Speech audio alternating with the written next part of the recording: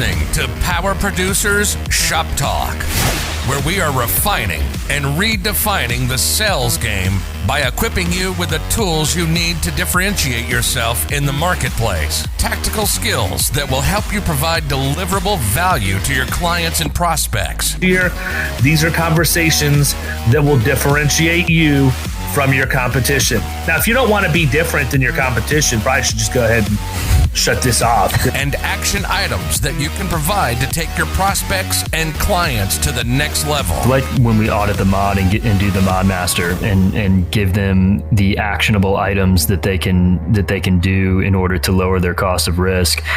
This is Power Producers Shop Talk. Production redefined. Reasonable and what wasn't, and I think that that's spot on. And these people that we're talking with don't necessarily understand what their exposures are and what they can even do about them when they're uncovered. So I do like that what we're able to provide is something tangible, action items that they can do. Are you ready to feel the power? Hey everybody, welcome to Power Producers Shop Talk.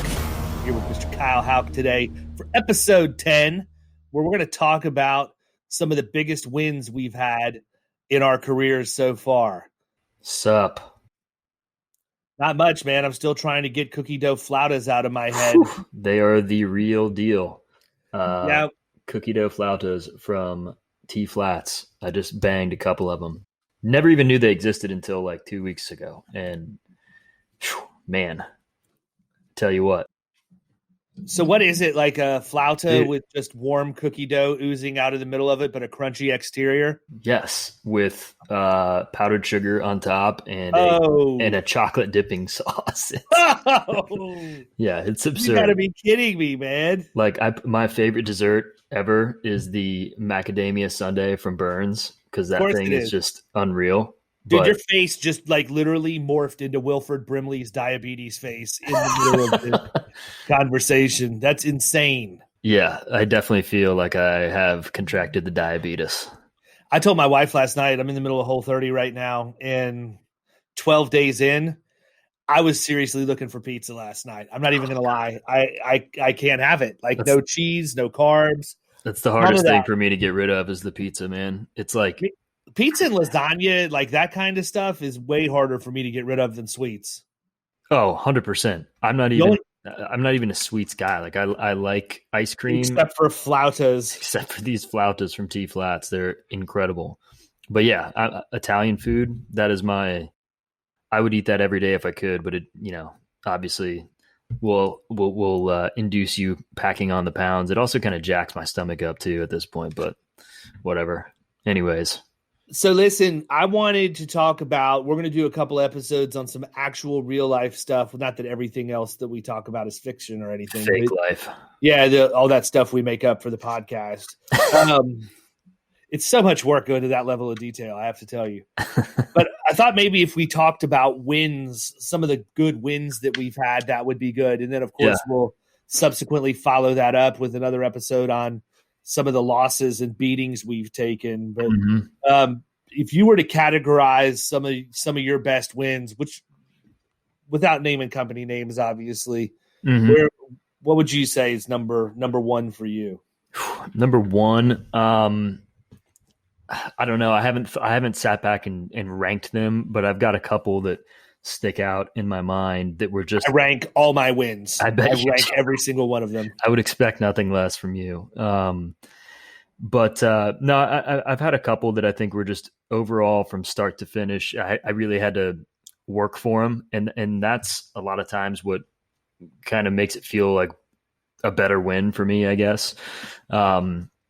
So one recent one in the past year here was an AC contractor where I did a little research on them, saw who they were with for their workers' comp, kind of question that based on the carrier. Like, they didn't have any type of dividend, weren't on pay as you go. It was, it didn't make sense why they were with who they were with, because there's tons of carriers, as we know, they'll write the AC companies. So I got prepared and went in and did a drop, and I spoke with like the office manager, if you will. And he's like, he's like, oh man, you just missed the owner, but I know our insurance is coming up here soon. And they were talking about it the other day. He's like, so do you guys do like, what kind of insurance are you talking about? And so I kind of got into, some of the different things different lines of coverage that we write. And he was like, yeah, I mean, I think it would be a good idea for you to get in touch with them. I was like, okay, well, I'd be happy to get on a call with them later once they get back in or whatever. I mean, this seems like there's some issues going on. They weren't getting any, responsiveness from current agent, and they were kind of being misled. Really just weren't getting any representation. So, I met with them like, I don't know, a day or two after that.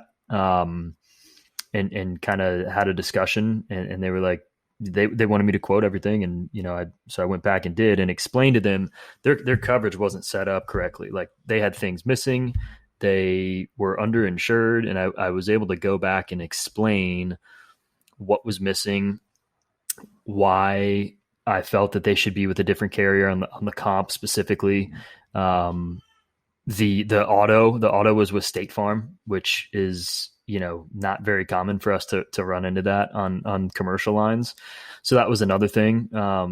So they basically just had gotten no guidance, and I was able to go in there, give them guidance and kind of prove my worth. The cost aspect of it wasn't really talked about very much, which is refreshing, especially with some of the smaller contractors. And a lot of times they start trying to get down that road, and that is not our value proposition. So I was pleased that I was able to go in and have that conversation and stick to our value prop and not let the price game come into play. We were saving them money on a couple things anyway. So it wasn't even like it was going to be a bad situation for us, but just in general, that's the type of situation I want to get in. So it was a good win. That was a good one. It came out of nowhere too. Right. Out of nowhere. They definitely love gummy bears now from our box that we sent. But yeah, that was a good one. I had another one where I really had to use like all of the resources that we have, like ModMaster, and really kind of fight to get in there. It was a situation where it was a cabinetry shop and again, they were with a carrier that just didn't make sense. It's like, no dividend, no pay as you go. So that alone should be reason enough for you to win the deal. But I was having to go through the bookkeeper, who was only there a couple days a week, not super responsive to me. It was very strange, a very strange dynamic. We had built some good rapport. I met with her in person. She gave me the loss runs. She had the mod worksheet. I pointed out the things that I thought were, an issue. And she's like, okay, great. So I put together a viable quote for her with a different carrier, and I was trying to get back to present it. And then things just kind of like changed. It was very strange. She was like not responding to me at all, was kind of blowing me off, and their renewal was coming up. I'm like, hey, look, like this is important stuff. I mean, I found some errors, not only in who you're with, but with your mod. Like their mod was off by, I think 28 points it was, or 24 or something like that. So, that's a pretty substantial mistake, based on our findings. So I was explaining that to someone who didn't necessarily have stake in the game at that point. It became apparent to me that she was leaving the company, and she said that in this email. It was like, hey, I'm leaving the company in a few weeks. I'll pass on your information if they choose to hire a new bookkeeper and you can deal with them. But, I was like, okay. So I responded, I was like, thanks for letting me know. I do think that this would make sense to get in front of the owner sooner than later. This is important. You guys are, paying 25% ballpark more than you should be. And there's some other concerns I have. And I would imagine that, this would be something that they're interested in. If you could just get me in front of them, that would be awesome. And she just like kind of blew up about it. Like, I don't remember exactly what she said, but I was just like, well, hang on a second here. Like, yeah, I don't know where this got misconstrued or like if you took this the wrong way, but I just think this is important and something they need to hear. So I didn't hear back from her after that. She sent me like a pretty nasty email. I just reached out to the owner directly after that. It was like, hey man, don't know what happened with, with her, but I've got some important information that you need to see. Time is kind of running out, but I've been working on this for a while, and I'll be over in your area on Tuesday if you have like 15 minutes. So he met with me. I went over everything. He's like, okay, let's do it, because it all made sense. I showed him the mod report. I showed him the discrepancy in their rating and how we could fix it. So like when those situations happen, it just, even though that it's not a huge account by any stretch, it has potential to grow like everything does. But that wasn't the reason it made, made it a good win for me. It wasn't the revenue that it was bringing in. It was more just the overall process, the battles that I had to kind of win in order to not only get in front of the right person, but ultimately get the deal done. So like when I think of wins, I think of that kind of stuff. Of course, the big ones are nice too. Don't get me wrong, but where I've got to work for it and really like, use everything that we have and go through my skill sets, those are wins for me. Well, I'm going to dial you back to early in your career where it required battles and skill set and everything else when we took over the large solar contractor on Agent of Record Letter, because that was a college level education for you in real time, very early into your career. It would actually be interesting to see your interpretation of what went down with that whole thing now that you actually know how things work versus, 3 months in and, you're watching me get into probably. Right. That's probably one of the, I'll be honest with you, man, that's probably one of the bloodiest battles I've ever been in. Like just that whole process of getting, I'm not talking about after we had the account. I'm talking about just getting it.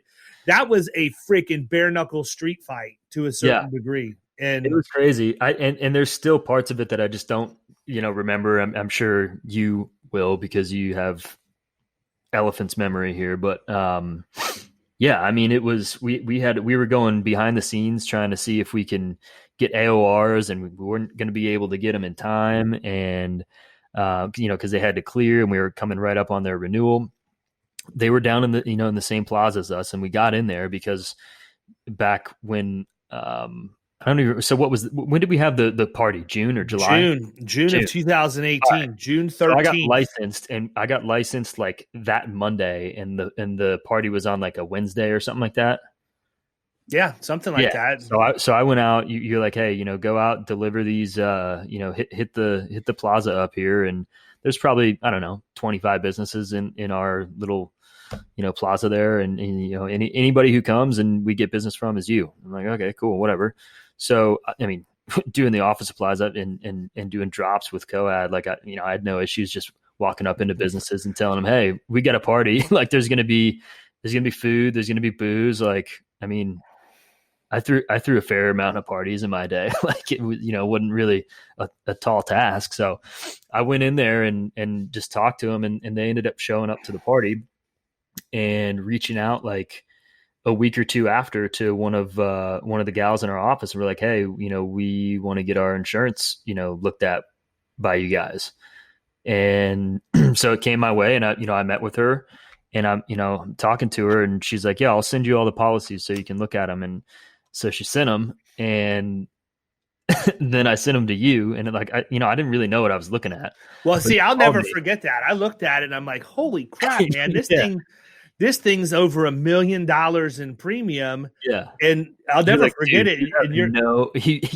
You have no business working this account. Yeah. But you asked me, you said, are you sure that you want me to work on this? And I said, dude, my word's my word, man. I told you it was yours. Right. It's yours. No dollar amount is going to change my opinion. Even though you were completely unqualified, I was still going to keep my word to you. But I mean, that whole just dance back and forth. Yeah. We did the mod audit. We figured all the stuff out. We could tell. I mean, they had such horrible representation prior. The guy that was representing them told them that they had grown fast enough that they should not comply with the audit and just take the non-compliance penalty because it would be less money. And we ended up recovering like $800,000 or $900,000 for them from the prior year that we were then able to split. But I mean, just the mechanics of the last piece of that, because it was with Chubb. Right. And I'll never forget that.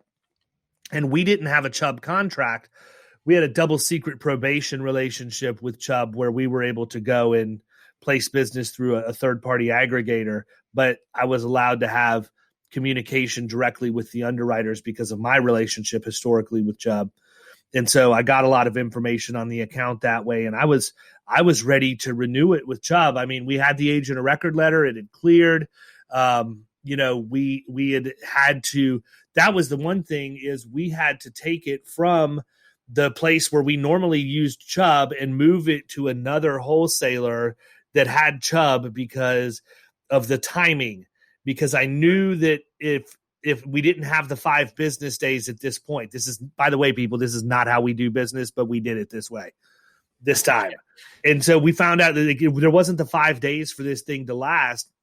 Wasn't it because it was just a quote or something? No, it's because it was with that carrier. Right. Yeah. And we were close enough to renewal that we didn't have 5 business days when they finally got around to signing the AOR, even though they had told us multiple times before we actually got it and had it tendered. It was more than it would have been, we wouldn't have had enough time. And so I just remember a ton of nights at the Valrico office where it was 7:00 and we're sitting there still trying to make it happen. Well, and so what ends up happening is that we got everything taken care of because I realized that because this was, if we left it with the same wholesaler, we didn't need to tender an agent of record letter to Chubb. We just needed that wholesaler to recognize us because they still were going to go to Chubb either way. Right. Then that became the issue. Well, then our underwriter that we had for that wholesaler was not the one that was on the account. And there became a turf war between that underwriter and the other underwriter as to who was actually going to have the account. And so we see, dude, I forgot about that. Oh yeah. So that all of that gets settled and we think we're good to go. We're ready to present, what the final numbers look like. And I get an email literally like the day before this thing's going to renew that says, hey, we got some other pricing from the old agent. They said that it was a last minute deal they were able to cut. We probably need to take a look at this. And I'm just like, you've got to be kidding me. I thought we were past all this, that you understood exactly what we were doing. So I said, send it over. I'll take a peek. And sure enough, they table a quote with Hartford that's significantly less than Chubb. All the coverages are there. And here I am in a situation where I've got an account, we have an account that's over $1 million in premium, actually closer to $2 million in premium.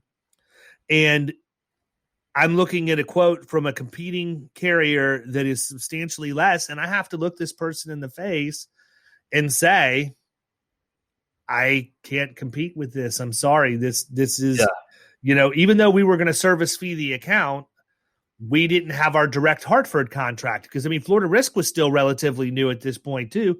So we didn't have a direct Chubb contract. We didn't have a direct Hartford contract. So Hartford tables up the terms. And I said, but listen, before you move forward, just give me 30 minutes to think through this because I'm shocked that this happened. So we were walking back to the office, and that's when I remember thinking about this. I'm like, you know what? I bet you that if this agency didn't have a direct contract with Chubb and they had to go through this wholesaler, that they might not have a contract with Hartford and might be having to go through the same wholesaler for Hartford. So let me see what I can do. So I came back to my office and I went onto Hartford's website to the Find an Agent page, and I put in the zip code that agency was in, and nothing popped up. So then I picked up the phone. That's when I picked up the phone and called the underwriter. I'm like, look, we have the agent of record letter on this account.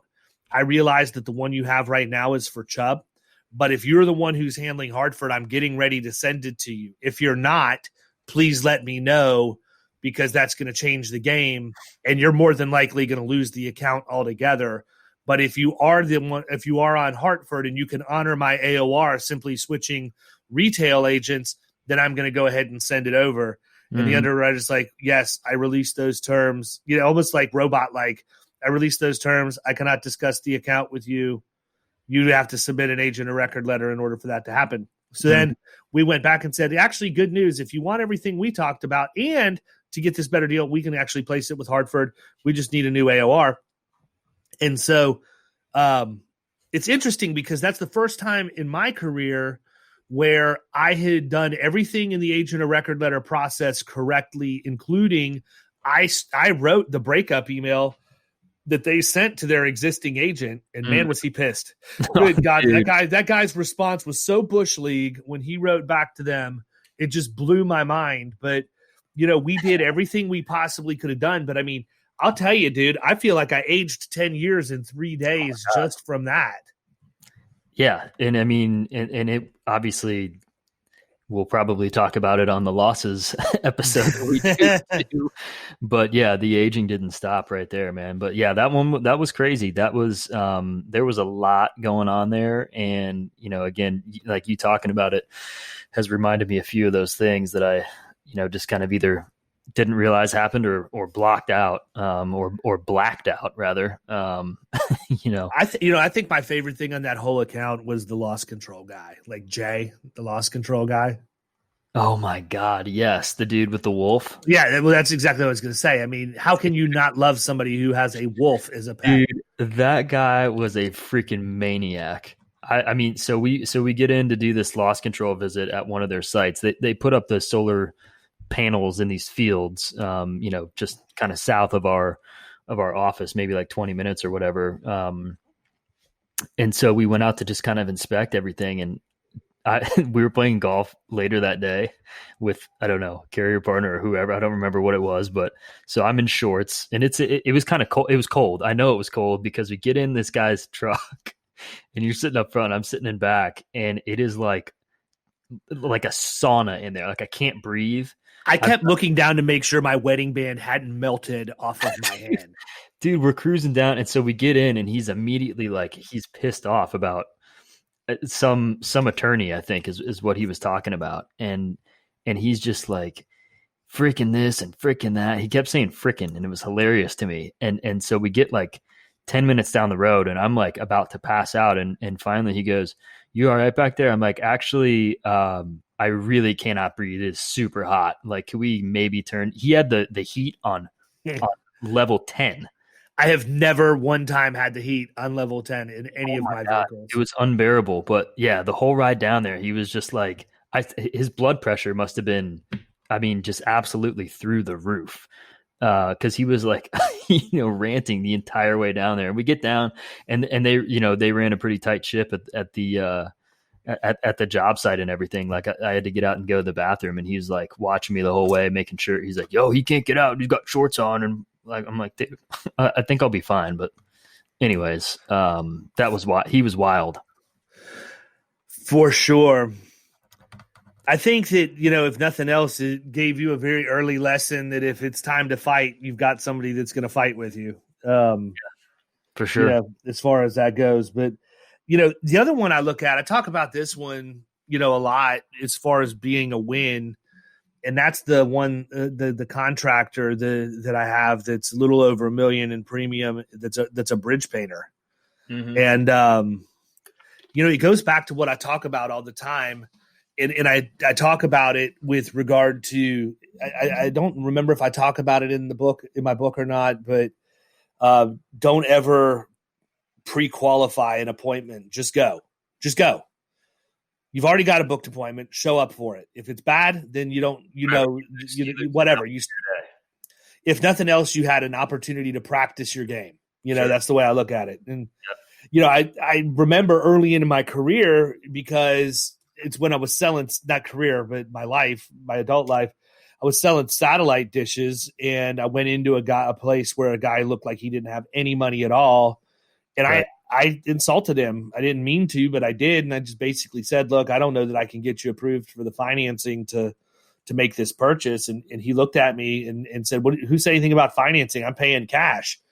And this guy that lived in a rundown trailer runs in, pulls a freaking Reebok. I'll never forget it. It was the old, Union Jack top Reebok box full of cash, ready to just buy a dish so he could get the nudie movies. That's what he was looking for. Dude, what else is there to do in West Virginia? And so I told myself at that point, I will never pre-qualify an appointment again. Well, sure enough, here I was about an hour and a half away from where this business is located. And I didn't want to have to drive the hour and a half. One where you went in and it was like somebody's like mobile home and they had cats everywhere, like out in the middle of nowhere. No, that's a different story. Okay. All right. Carry on. Yeah, that's a good one too. I don't know that I would classify that as a win. I would classify that as bizarre. Right. So I looked in that one. I'll save the gory details of that for a different time. But I looked it up on Reference USA. I did my research. I mean, the business only had like 10 to 12 employees, and I'm just like, God, an hour and a half, and here I am overvaluing my own time and overvaluing the stage of my career that I'm in. And I wasn't going to go. And for whatever reason, it clicked. I'm like, you know what? That happened back when I was in my early 20s. I swore I'd never do it again. I'm just going to suck it up. I'm going to drive the hour and a half and go talk to him. I walk in, I sit down, I meet with the owner, and end up closing the account on the first meeting, not even realizing, until we started getting into I closed the account on concept. I didn't have any of the policies, any of the loss runs, nothing. So she said, well, let me give you all the policy stuff and you can work on putting all of that together.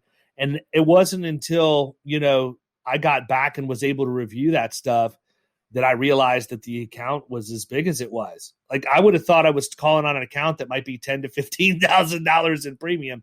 Obviously not if they're climbing, on bridges over interstates and stuff to paint, but I had no idea that it was as big as as big as what it was. And it goes back to, when you learn your lesson, like, make it stick, like learn your lesson and don't deviate from that lesson again, or else you're just going to end up looking stupid. And if I would have allowed myself not to go to that appointment, that would have been a really bad mistake. Right. You have one more? Yeah, I think another one, sometimes it's just really simple fixes. So I have an account that I wrote going on 17 years ago now that's a flight simulator manufacturer. And when I went in there, they had been in business for about 20 years. And they'd had the same agent since they went into business. And I'd used my typical spiel that I would still use today about how we appreciate that loyalty. That's actually what we're looking for, is loyal clients just like you. Went through the whole spiel, and they allowed me the opportunity to do a walkthrough of their facility. And then also wanted me to sort of look through the insurance program the way that it was and see what recommendations I might make for them or whatever else. And so I hit it off really well with the guys there. They weren't getting service. The agency that they were working with was over in Clearwater off of Belcher Road, which is probably 45 or 50 minutes away from where they were. They were never going to see these guys. And it wasn't a small account. It was maybe around $100,000 in premium at the time. Mm-hmm. And we were walking through, and the guy shows me, and I mean, this is why it's so important not to be multitasking and to pay attention when you're going on these walkthroughs with people. But he made the mention, he goes, and right there is the bane of my existence. And I said, what are you talking about? He goes, inventory. I was like, oh, you're not turning inventory enough or whatever. He said, no, I have to do a full physical inventory quarterly. And then fill out the reporting form and send it to CNA, because that's how our property insurance is structured. And I just looked at him. I was like, you got to be kidding me. And he said, no. He goes, we have some fluctuation, depending, and they want to make sure that, the inventory values are always accurately reported and all that. And I'm like out of curiosity, has the agent not ever come to you and said, hey, give me the amount you're always going to have, and let's throw a peak season endorsement on here for any times that it might spike? And he said, I've never heard that before. Well, guess what? That's what got the deal done. And what's crazy is this account was doing maybe $5.5 to $6 million in revenue a year back then, and it's doing 50 to 60 million in revenue a year now. I've had it ever since. It's really crazy. But I mean, again, it's a testament to Get ingrained, people. This is not just about insurance. Walk around, touch and feel what you're going to try to insure. Make sure you understand the risks. Ask questions. Notice things. You don't have to have a master's or a doctorate in loss control to do that. Anybody's capable of walking around, and if you see something that could be a hazard, recognizing that, or if you see something that's an issue, recognizing that, and then asking the questions to drive a wedge and create doubt so that you can ultimately be selected and hired to fix the problem that you've brought up. And I think a lot of times, again, it goes back to people never make it past the conference room. Mm-hmm. And if I would have allowed myself to do that, I might not have ever found the one thing that I could use outside of my charming personality to get that deal done. Exactly. No, I mean, he led into it for you there by bringing up the bane of his existence, as you put it. But I mean, I think the question that you ask all the time that I think is great is just what keeps you up at night. Yeah. Like, there's not really many people that are asking that, I don't think. And it's a simple question that you're gonna get the answer to, and it's most likely going to be something that can be controlled. Yeah, and here's another fun fact. If you do that, and, I don't even remember what I was going to say. I screwed up and looked at the other monitor for a second, and I was lost. If you do that and you ask them the question about what keeps you up at night, your response isn't, "Oh, I've got a policy that'll cover that." That's not what this is about. This is about you finding out how they're wired psychologically and the real risk management things that are bothering them. Right. Then use it to get into your groove, however you're going to do it. But that's the way that it works. Yep. Cool. All right. Well, listen, man, you did too. I did too. And we did a hybrid in the middle Good segue. I think we're good on wins for now. I say we wrap this one up. We're right at 30 minutes. They're probably sick of listening to us anyhow. Definitely. I would. Yeah, let's go on and we'll kill it till the next time. See ya!